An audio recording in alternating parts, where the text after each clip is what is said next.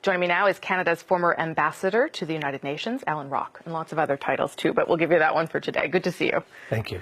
So the Canadian government says that it has asked Aung San Suu Kyi to stop the violence. They've pledged humanitarian aid. Those are the kinds of measures they've taken. But you think they should do more. What would you like to see? What we're watching in slow motion is a genocide taking place in Myanmar, nothing less.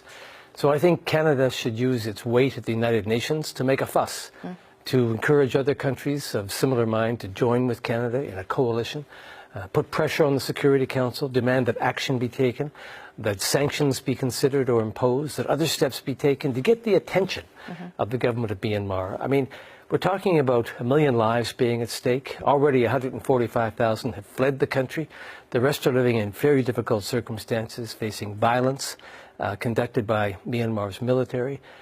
It's a major human rights catastrophe, and so I think Canada should do whatever it can to draw further attention to it and demand that it be stopped. You compare it to the situation, the conflict in Kosovo. What is the similarity there?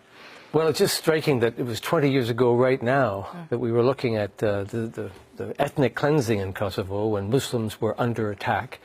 And Canada led a coalition at that time, which through NATO stopped it by a bombing campaign. Now, I'm not suggesting that's the right answer here, but I'm suggesting, Lloyd and I are suggesting, that Canada can take a page from that book and talk about putting together a coalition of countries who just won't stand for this. I mean, we can't sit by and watch it happen, Rosemary. It's just not moral.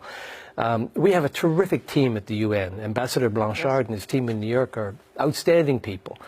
And I guess what we're saying is that this ought to be moved to the top of the agenda, and Canada should use its unique opportunity, weight, to get behind a movement to stop it. What about Aung San Suu Kyi and the fact that she is an honorary Canadian citizen? She is a Nobel Peace Prize winner. First of all, are you in any way surprised that she seems to be turning a blind eye to this particular persecution? I share the general surprise, shock, and disdain. I mean, I supported her very strongly when she was under house arrest and opposing the military rulers of Myanmar.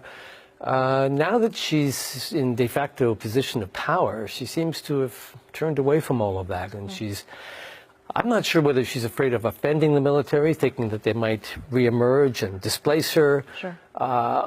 It's a very complicated situation with the state of Rakhine. There's a long, complex, and difficult history.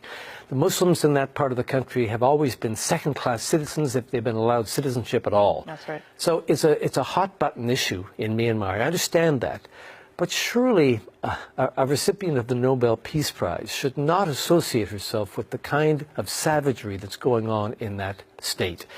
And what Lloyd and I have suggested is Lloyd Axworthy. Lloyd Axworthy and I have suggested is that we should petition the Nobel Committee to revoke the Nobel Peace Prize. It doesn't belong in her hands if this is the way she's going to use her present authority. And what about the Canadian citizenship as well? I think that too is in doubt. We accorded that citizenship as a special honor given to only a handful of people because of the exceptional courage she'd shown in defense of human rights. And now she's doing just the opposite. I can see a strong argument that she ought not to be an honorary citizen of this country.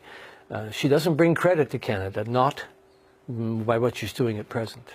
Is there, as you say, this has been going on for some time, and these people persecuted for some time and stateless in many ways.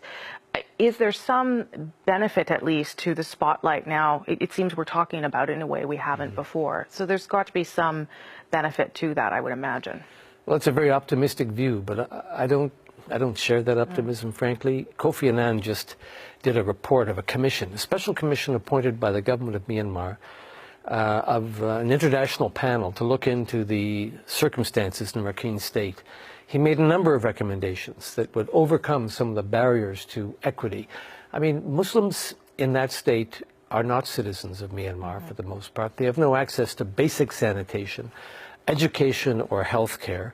The poverty levels in that state are twice, 3 times what they are in Myanmar generally. It's not benefiting from the improvement in Myanmar that came with the reintroduction of democracy. So it's a dreadful situation of which the current violence is just the most pointed and the most urgent symptom.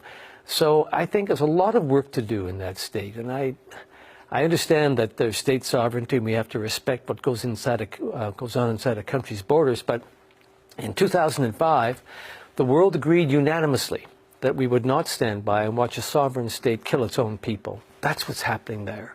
And that's why I think we must speak up and we must act, and among other things, provide humanitarian support to the hundreds of thousands of Muslims who fled that state and gone to Bangladesh. The World Food Program is having trouble keeping up with the demands there. Okay. Alan Rock, good of you to make the passionate plea. Thank you. I appreciate it. Thank you for having me. Thank you.